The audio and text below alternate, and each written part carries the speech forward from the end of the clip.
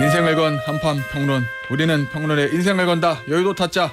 네 타짜예요. 국민의힘 윤희석 대변인, 장성철 공론센터 소장, 박원석 전 의원, 서용주 맥정치사연구소장입니다. 안녕하세요. 안녕하세요. 요즘에는 저기 인생을 거는 게 아니라 목숨을 걸어야 돼요. 평론에. 수거 안 당하려고? 네? 수거라는 표현이 노상원 전 정보사령관의 수첩에 있었다고 하는데 거기 뭐 정치인, 언론인, 그다음에 또 뭐 판사 뭐 이렇게 있었다고 그러잖아요. 직업군이. 궁금한 건 이제 실명이 이제 누군지 있는지 없는지. 이 정치인 여기 다 정치인이네. 4명 다 정치인. 그럼 방송 많이 하니까. 저는 정치 안 해요. 아 그래요? 네, 그 저는 장타짜 평론가. 빼고 세 타짜는 정치인. 네. 그리고 또 안 해요.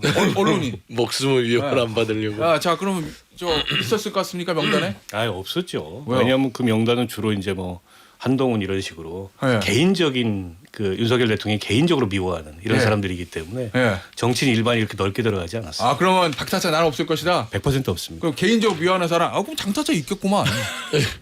형은 있는데? 그랬을 것 같아요. 있을 것 같아요. 네. 네. 그 수첩이 아니라 다른 수첩에 있을 것 같습니다. 뭐, 누구 수첩? 아니 그거는 1순위들이잖아요. 네. 저는 한 2, 3순위 이렇게 네. 뒤에 있겠죠. 예. 아 그렇게 속간해도 장타짜의 빨대를 용산에서 속간할 수가 없는데 그저 황정민 씨가 신세계에서 했던 얘기잖아. 예? 그렇기 때문에 그렇게 속간해도 장타짜가 그 빨대를 통해서 용산의 정보를 다 가지고 방송에서 얘기하니 정권 끝날 때까지 못 속아내요. 정권 못 끝날 섞어낸다? 때까지 네. 못 속아낸다고. 예. 어쨌든 장타짜는 있었을 것 같다는 거고 윤타짜는 있었을까요? 에이 제가 무슨 에이 친하니까잖아. 모르지. 그거 몰라. 그러면 네. 너무 많아지잖아요. 저까지 들어가려면. 아 그래요? 예. 알겠습니다. 위안을. 자, 아직도 목숨을 걸고 해야 됩니다. 시작하시죠. 맥 소장은 있을 것이다. 목숨을 건다. 알겠어요. 자, 한번 보시죠. 나 진짜 궁금해. 그 명단에 누가 있을지. 진짜 궁금해요. 자, 요것도 볼게요. 제가 앞서 오늘 오프닝 할 때 내가 궁금해가지고 여의도 타짜 시간에 꼭 물어본다고 했던 건데 크리스마스 이브랍니다. 성탄절은 아니고 대통령 부부가 한남동에서 서울 시내에 있던 한 목사님하고 그 장로 몇 번 이렇게 초청해서 성탄 예배를 드렸다고 하는데 원래는 성북구에는 영암교회 어릴 때 다니셔서 거기 이제 한번 몇 번 간 적 있잖아요. 어떤 목사님이 오셨을까? 아니 사실은 저는 그 목사님이 누군지보다 내가 생각하는 그 목사님이 맞나 안 맞나네. 그게 궁금해요. 어느 목사님인지 뭐 알아보려면 알아보겠지만 굳이. 예. 근데 가까운 목사님들이 그 용산에 자주 이렇게 대통령 내분하고 만나신 적이 있다고 들었기 때문에 대충 감은 잡히지만 그게 뭐 중요한가요? 명성교회. 정광훈 목사. 그건 아닌 것 같아요. 예. 그건 아닌 건 맞습니까? 그럴 리가 없어요. 그런 저는 그게 궁금했습니다. 정광훈 목사인지 아닌지가. 그분은 더 정치적 바쁘잖아요. 이념적으로는 가깝지만 예. 뭔가 이게 성령이 통할 것 같지는 않은. 알겠습니다. 자, 여러분은 지금 SBS 균형 잡힌 시사 김태현의 정치쇼와 함께하고 계시고요. 여의도 타짜 계속 진행이 됩니다. 어쨌든 2부에서 하다만 얘기인데 누구지? 사랑제일교회 정광훈 목사는 아닐 것이다. 다른 이제 시중 대형 교회 아마 강동구에 있는 큰 교회의 김 목사님이 아니실까라는 추측. 네. 왜냐면 김건희 여사가 어릴 때 그 동네에서 예, 맞습니다. 중고등학교를 나왔으니까 예.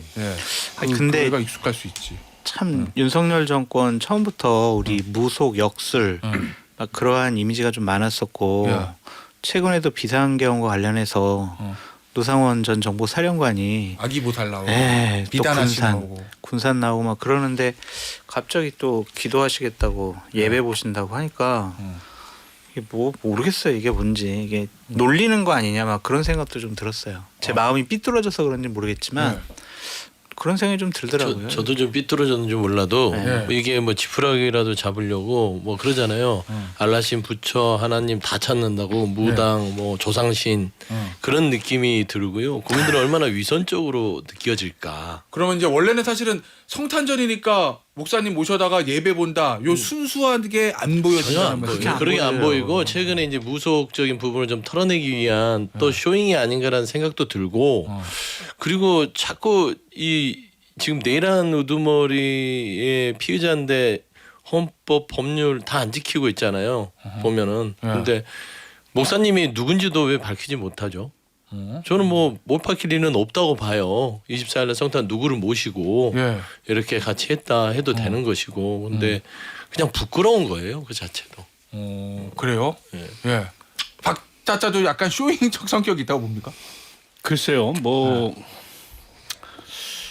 종잡을 수가 없어요. 저분들의 정신 세계라는 거를 그래요? 예. 뭐 종잡을 수가 없기 때문에 뭐 무슨 의도가 있었겠죠. 그러나 지금 뭘 해도 국민들 눈에 곱게 보이지 않기 때문에 자꾸 뭘 하고 있다는 얘기가 나오는 게 예. 그게 본인을 위해서도 좋을까? 오늘 무슨 입장 표명을 한대요.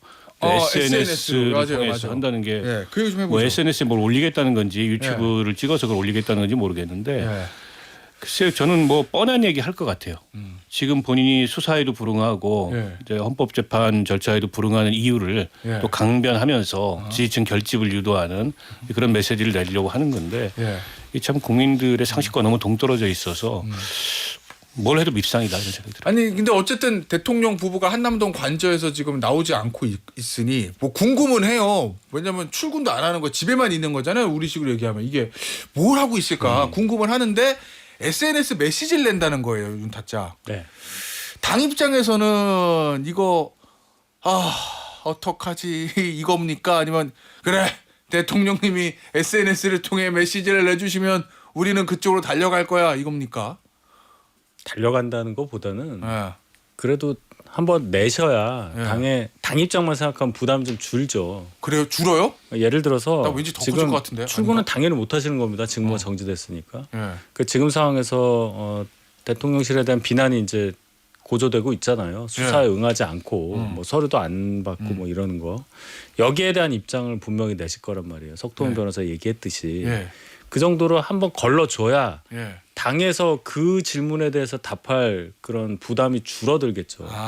그러니까 예를 들면 이런 거네. 변호인 선임과 관련해서는 안 하는 건지 못 하는 건지 예를 들면 왜 지금 서류 안 받고 절차에 응하지 않는 건지 네. 당도 이유를 모르는데 대통령이 얘기를 해주면 그렇구나 하고 알 수는 있다. 그렇죠. 예. 그런 거예요? 왜냐하면 그 질문이 당에도 들어오거든요. 예. 저한테도 물어보시잖아요. 근데 저도 모르잖아. 모르는데. 예. 예.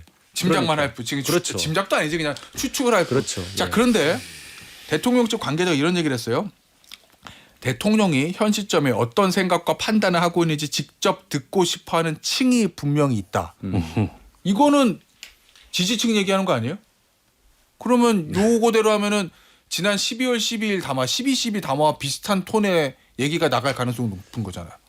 만약에 그 전제 조건이 맞다면 예.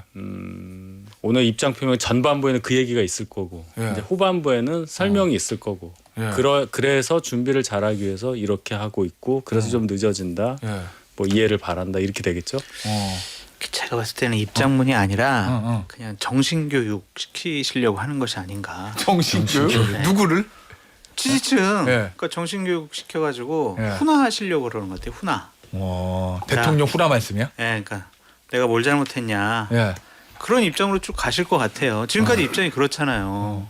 여기 와서 지금 갑자기 잘못했습니다. 국민 그런 거 여러분 없죠. 할 가능성은 사과, 반성, 뭐 이런 것들이 아니라 예. 그냥 처음부터 끝까지의 논리적인 구조가 예. 그냥 내가 뭘 잘못했냐. 나를 따라라. 아하. 그런 훈화성 예. 게시물이 될 것 같다라는 생각이 들어요. 설교하실 것 같아요. 설교? 거의 이 지지층을 대상으로 뭐 저쪽 그 광화문 쪽에 면세점 앞에서 늘 예, 집회를 하는 그런 류의 지지층을 상대로 나의 계엄 자체는 뭐가 문제냐. 아하. 그래서 이 부분에서 끝까지 싸우겠다. 그 얘기를 반복해서 예. 계속해서 이 집단들을 추동시키는 거고 보면 최근에 그 사랑의 제일교회 정광훈 목사를 비롯한 그 라인 있잖아요. 예. 그 목사들이 최근에 기사를 보니까 윤석열 대통령 행위가 예수 그리스도의 핍박이다. 이런 얘기를 했어요. 아니, 그런 설교를 했어요. 정말요? 예수 그리스도라고 표현을 해요. 지금 그런 고난의 길을 가고 있다. 우리 윤석열 대통령이. 네. 그렇기 때문에 그거를 다 볼 거예요. 그러면은 거기에 감동받아서 그렇지. 나는 예수의 현신으로서 이 고난 받는 상황을 당신들은 나를 지지해달라. 저는 그런 함축적인 좀 말도 안 되는 또 망상적 메시지를 내지 않을까 싶습니다. 아니 결국 어제 그 기사 보니까 대통령의 메시지전 참전 결정은 탄핵 국면에서 여론 지형이 중요하다는 판단 때문으로 보인다. 이런 해석이 있던데 그럼 요거 지금 대통령 지지율이라든지 뭐 국민의힘 지지율 그리고 탄핵에 반대하는 층이 한 20% 중반 정도 나오잖아요. 그거를 더 강화시키겠다. 그거죠. 그래서 진지전을 하겠다 뭐 이런 네, 건가요? 그걸 똘똘 뭉쳐서 이제 반격의 진지로 삼겠다. 예. 이 생각을 하는 거고 실은 뭐 그 이외에 지금 뭐 달리 예. 잘못을 인정하지 않는 한 예. 뭘 생각할 여지도 없잖아요. 어허. 결국 강성 지지층을 중심으로 뭉쳐서 예. 헌법재판소든 수사 절차든 모든 절차에 불응하고 저항하면서 예. 자기네 자신의 정당성을 주장하겠다. 근데 이게 국민의힘을 더 어렵고 힘들게 만들 거라고 저는 봐요. 예. 근데 이번에 이제 뭐 그 권영세, 권성동 이 체제가 만들어졌는데 저 체제는 사실은 윤석열의 힘이죠. 국민의힘이 아니고. 윤석열의 힘이에요. 아니, 윤석열 당인 걸 표방한 거예요. 예. 그런데다 이제 내란 잔당임을 감수하겠다라는 건데 그렇지 않고서 저런 선택을 할 리가 없죠. 예. 근데 이제 만약 그 오늘도 그런 메시지가 나온다고 했을 때 가뜩이나 선긋기가 어려운데 아하. 더 선긋기가 어려워지는 거예요. 왜냐하면 지금 똑같은 데를 쳐다보고 있거든요. 예. 광화문의 그 강성 예. 지지층이라고 예. 하는 20% 중반에 똑같은 데를 쳐다보고 있기 때문에 분리가 안 됩니다. 그럼 국민의힘은 갈수록 할 말이 없어지고 예. 갈수록 저 논리를 대변해야 되고 저 입장을 대변해야 되는 처지로 내몰리는 거예요. 근데 지금 보면 85명의 의원들이 탄핵에 반대하고 예. 이제 국민의힘도 그런 이제 장기적으로 진지전을 하자 지지층 중심으로 강하게 예. 스크럼을 짜고 요 입장으로 좀 들어갔거든요.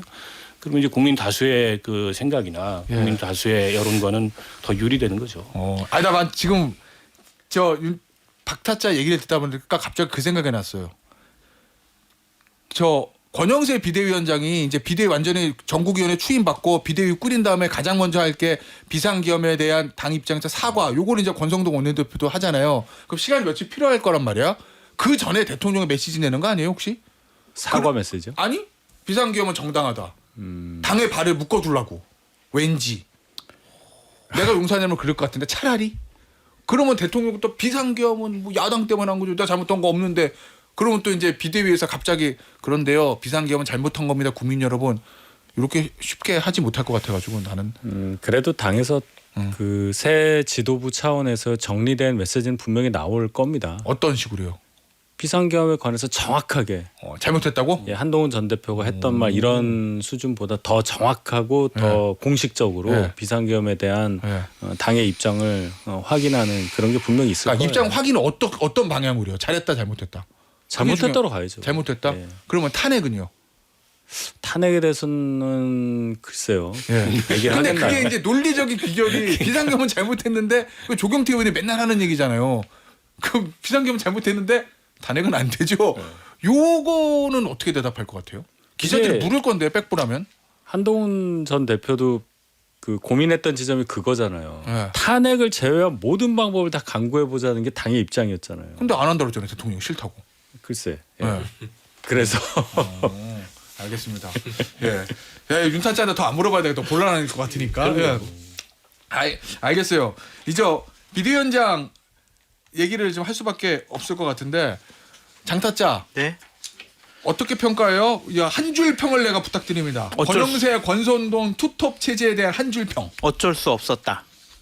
어쩔 수 없었다. 네. 그럼 최선은 아니지만 최악도 아니다 이런 거네. 그렇죠. 현재 상황에서 외부에서 변화와 개혁을 이끌어낼 수 있는 제3의 비대위원장을 끌어올 수 없으면은 당내에서 권성도 원내대표랑 호흡을 맞춰서 너무 시끄럽지 않게 당 지도부를 구성하고 권성동 원내대표의 주도권을 인정해 줄 만한 인품을 가진 분 권성동 권영세 의원밖에 없다고 생각이 들어요. 그러니까 이건 것 같아요. 권성동 원내대표가 주가 되고 종이 되는 비대위원장인가? 그렇게 봐야죠. 왜냐하면은 친윤들이 권영세 의원을 밀은 것 그리고 권성동 원내대표가 권영세 의원을 지명한 것은 어느 정도 사전에 예. 좀 여러 가지 얘기를 좀 하지 않았을까. 형님 내가 저기 여러 가지 형님 뒷받침 다 해줄게. 형님 좀 앞에 나가서 좀 좋은 얘기 좀 해주시고 예. 좀 얼굴 마담도 해주시고 바지 사장 역할도 좀 해주시고 그랬을 것 같아요. 그러니까 권성동 원톱 체제를 뒷받침하는 비대위원장이라는 얘기. 왜냐하면 권영세 의원님이 인품이 상당히 훌륭하시고 네. 국민의힘에서 신사라고 평가를 받으시기 때문에 맞아요. 본인의 고집과 신념으로 내가 비대위원장인데 원내대표 내 말 안 들어?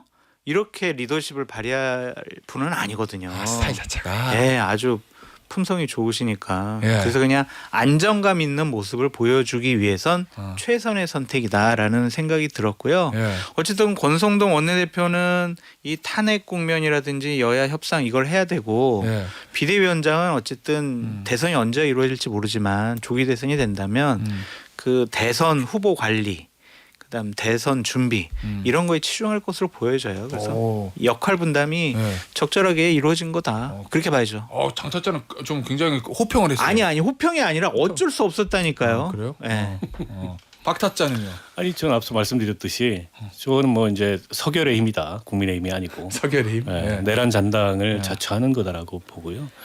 그러니까 다른 선택의 여지를 스스로 막아버린 거죠.